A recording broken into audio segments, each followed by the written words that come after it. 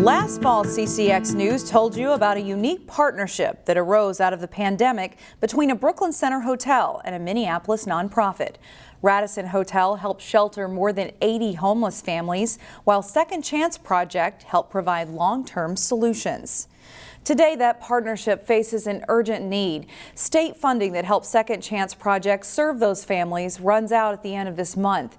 And as Corey Bork reports, there's concern that unless new funding comes together soon, a vicious cycle will repeat itself.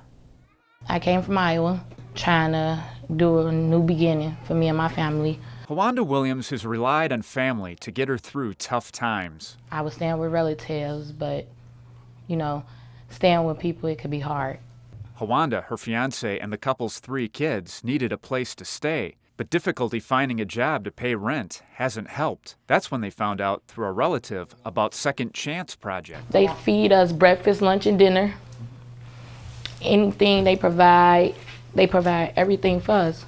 We didn't have a dime. The family found shelter at the hotel, a short-term solution until they could find a place to live. Second Chance Project did just that. It's just still shocking and overwhelming to believe that it's people like Second Chance Project to help you fight and don't give up. The nonprofit helped the family get an apartment. The nonprofit even gave Hawanda's fiancé, D'Amico, a job at the hotel. I just want to give the Second Chance Project a big thumbs up, and I hope the program continues. This family story is a positive one to come from this hotel. But the sad reality is, unless Second Chance Project gets more funding, it won't be able to help them in the future. Everybody wants these results, but yet and still, everybody says, well, we don't have the funding. CJ Jessup founded Second Chance Project, which works to help the homeless with their long-term needs. We want to bring it back to the root of everything, and we want to give these families some structure so when they can get out there on their own, they will have that structure to be able to build off of. When the hotel ran into significant problems last fall in efforts to help the homeless, Jessup's nonprofit turned the situation around. We didn't expect the program to go on this long. We didn't expect it to, really go this far, and, it's just showing that what the relationship between Radisson and Second Chance is working. At one point, state funds helped up to 50 families at the hotel. Today, there's only enough money to operate about 10 rooms for homeless families. And by the end of the month, a harsh reality. And if, we don't get this funding by the end of the month, those 10 families are going to be back on the street. For nearly half a year, this hotel has been Jessup's home away from home. He believes his nonprofit's partnership with Radisson can serve as a model to ending homelessness here and beyond. We created an avenue that not only can bring jobs back, but it can help the economy, can help the city, help the hotels as well. As for Hawanda and her family, they have a message for others who may face a similar situation. Don't give up, stay strong, keep fighting. It is people out there that love you even though they don't know you. Now, as for CJ's nonprofit, he's continuing to seek different funding avenues to keep the hotel partnership going. He's also hoping some of that $1.9 trillion stimulus bill President Biden signed into law will trickle down to help with his initiative.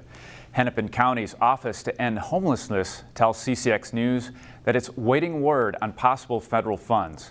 In the meantime, for more on Second Chance Project and how you can help, you can visit our website, ccxmedia.org. Corey Bork, CCX News. After much discussion and study, Golden Valley has taken action on allowing row houses to be zoned in certain parts of the city. City staff hope adding row houses as an option will fill a so-called missing middle in its housing stock, not in terms of price and affordability, but rather housing type. City staff say there are few places in the city where row houses could go right now, but they could come into play in future comprehensive planning. This change took effect immediately after a city council vote this week. So far, no developer has brought forth any proposals for row houses. Entertainment venues like indoor trampoline parks and bowling alleys are now allowed to run at half capacity. Reporter Pathui Yang stopped by some local entertainment centers to see how they're doing. A common theme I've been hearing from businesses is that the state is headed in the right direction. But when I spoke to the owner of New Hope Bowl, he says while he's excited about the changes, he admits it won't make a huge difference. Right now, we don't put more than 5 people on a lane, and we keep an empty lane in between each group of people, even if they're together. Whereas now, starting today, we can probably put a group of 6 or 7 on a pair of lanes next to each other instead of spacing them out so far. Bender added that because of federal Paycheck Protection Program loans, New Hope Bowl was able to stay in business.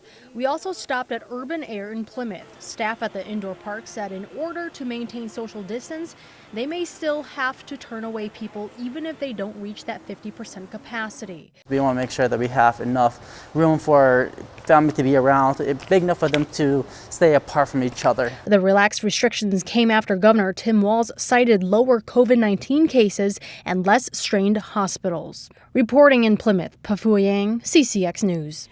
You might have seen the drone video shown around the world, or at least around the Twin Cities metro last week. The video clip was of Bryant Lake Bowl, and little did we know the sequel to that clip was this drone video of the Mann Theater in Plymouth. The owner of the theater told us that this drone video had been in the works for a while, and it took about 15 takes to get it just right. The clip tells a story of what it's like to go to the movies. Hoping it'll spark people's interest and having them remember what it's like to come to the movies. Sure, you can watch anything you want at home these days, right? But nothing is like coming to the movie theater and seeing a movie on the big screen, the sound, the popcorn. There will be more features of other Mann theaters coming up. We'll leave you with more of the video as we go to break, and we have the entire clip posted on our website.